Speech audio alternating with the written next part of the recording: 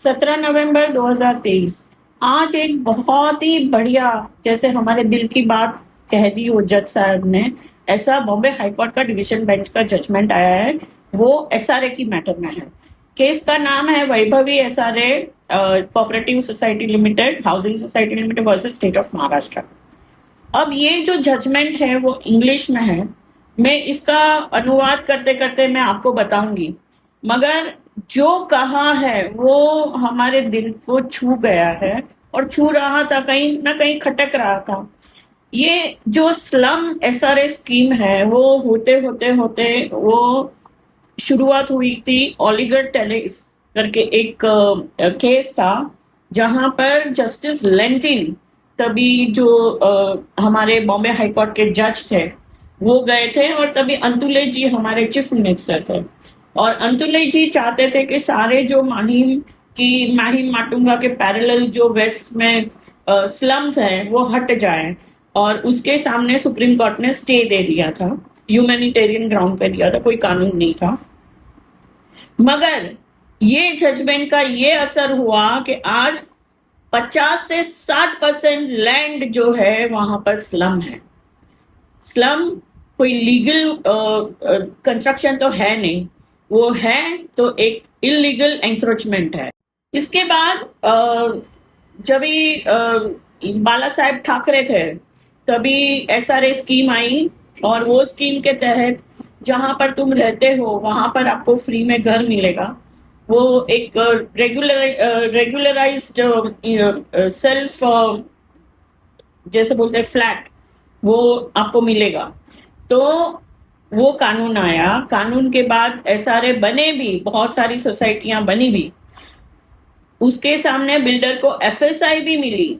वो जैसे डीसीआर जो है और डीसीपीआर है, उसके अंदर बिल्डर को एफएसआई भी मिली। मगर ये एक मिनस हो गया है।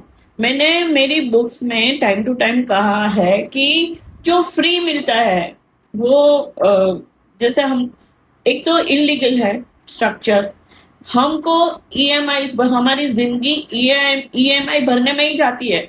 और एक अपना घर हो वो सिर्फ एक जैसे हम एहसास हो जाता है या सपना हो जाता है, तो वैसा है हमारी जिंदगी में। आज यही जो हमारी फीलिंग है, जो जनरल सिटीजन्स की फीलिंग है, जो सैलरी क्लास की फीलिंग है, मिडिल क्लास की फीलिंग है, वो आज बॉम्बे हाई कोर्ट ने एक्सप्रेस की है। और मैं नमन करती हूँ बॉम्बे हाई कोर्ट को ये जजमेंट के लिए। अब देखिए ये क्या कहा है डिवीजन बेंच ने। जजिस का नाम है जीएस पटेल एंड कमल काथा। तो इसमें ये लिखा है कि the petition brings to the forefront the enormous inequity caused in the city, but in unanticipated ways. We have here demands from slum dweller, मतलब कि स्लम dwellers जो है उन लोगों ने डिमांड की है, क्योंकि वो उन्होंने लैंड को एंक्रोच किया है, बोथ पब्लिक, सरकारी या तो प्राइवेट। जरा सा भी लैंड खाली हो वहां पर स्लम आ जाता है। तो इतना सा भी जगह खाली हो तो वहां पर जैसे ना बात बेंच आ जाती है, फिर धीरे धीरे वहां पर झोपड़ी बनती है। फिर वो झोपड़ी वाला वो 3 झोपड़ी बनाता है, 3 झोपड़ी को 3 डिफरेंट प्रोफेशनल्स को वो भाड़े पे देता है और उसमें से अर्न भी करता है। और मैंने तो ये भी देखा है कि एफिडेविट करके वो जगह किसी और को बेचते भी है और उसको डाउरी में भी देते हैं। तो इधर तक सब पहुंच गया है। एनीवे, तो ये जजमेंट क्या कहता है? We have here demands from the slum dweller that because they have encroached on lands, both public and private, because they are trespassers,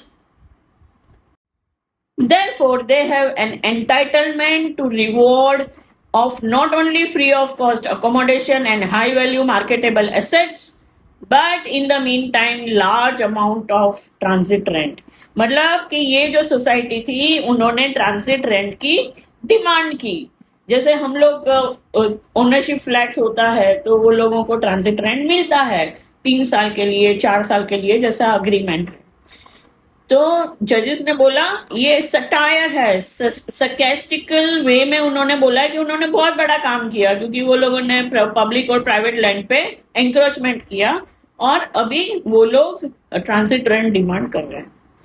They are, we are told, in a position to make these demands and does not matter and should not matter to anyone, even the court of equity, that there is no such provision made for salaried person working in the city and includes salaried employees of the High Court and government. हम लोग विरार, वसई, नाला सोपारा सुबह में 6 बजे उठ के बच्चों को छोड़ के 24 घंटे में से 23 घंटे एक लेडी काम करती है और घर छोड़ के जाती है कमाने के लिए. उनको तो कुछ नहीं मिलता, पेंशन भी नहीं है, हमको एंड तक कमाना पड़ता है. तो यही चीज ये जज ने की. इट इज, आगे क्या कहते हैं, it is these salaried employees who routinely draw on what ever sources they have, including there provident funds and other savings, and who have to pay the enormous amounts towards the EMI in loan repayments. Nobody gives them free house. Nobody gives them transit rent or any form of financial relief. Even senior citizen को भी tax भरना पड़ता है. Senior citizen tax liability में से बाकात नहीं है, उन लोगों को भी भरना पड़ता है. तो हमारे लिए तो पेंशन है. बच्चे लोग पढ़ाई करके अब्रॉड चले जाते हैं, उनकी पढ़ाई जो होती है उसके लिए हम लोन लेते हैं, घर बनाने के लिए लोन लेते हैं, शादी करवाने के लिए लोन लेते हैं, हर एक चीज में लोन लेते हैं और जिंदगी हमारी हफ्तों में ही बीत जाती है. हफ्ते के बाद हफ्ते, ईएमआई के बाद ईएमआई. सैलरी क्लास की लाइफ जो है वो ईएमआई में ही खत्म हो जाती है. तो ये जो स्लम वाले हैं वो लोग ग्रेट है, उन लोगों ने एंकरेज किया, उनको फ्री मिल रहा है सब कुछ.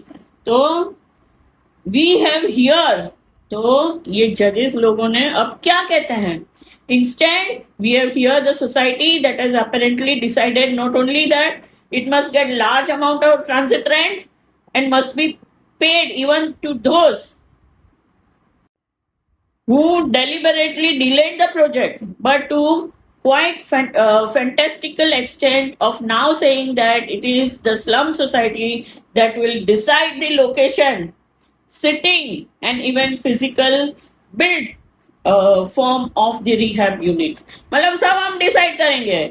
हम है तो एंक्रोचर, हमको ट्रांसिट रेंट चाहिए, हमने प्रोजेक्ट को डिले किया, बहुत सारे केसेस किए, सब कुछ किया, मगर अभी हम डिसाइड करेंगे हमारा बिल्डिंग कहाँ पर आएगा, हमारा लोकेशन क्या होगा, हम प्लान डिसाइड करेंगे, कैसी बिल्डिंग बनेगी वो भी हम डिसाइड करेंगे.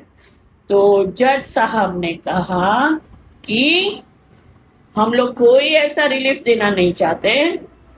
और दूसरा ये कहा कि DCR 3310 जो है मस्ट बी कानून, पिटिशनर जो वैभवी सोसाइटी उसके लॉयर ने ये कहा कि 3310 अप्लाई होना चाहिए. तो या तो वो अप्लाई हो या तो स्ट्राइक डाउन करो. तो फिर जज साहब ने क्या किया, तो जज साहब ने कहा कि ये जो पिटिशन है वो कैंसलेशन ऑफ बिल्डर है, 5 नंबर का रिस्पोंडेंट है, उसको कैंसिल करो. तो वो रिफ्यूज किया और रूल रिटर्नेबल किया है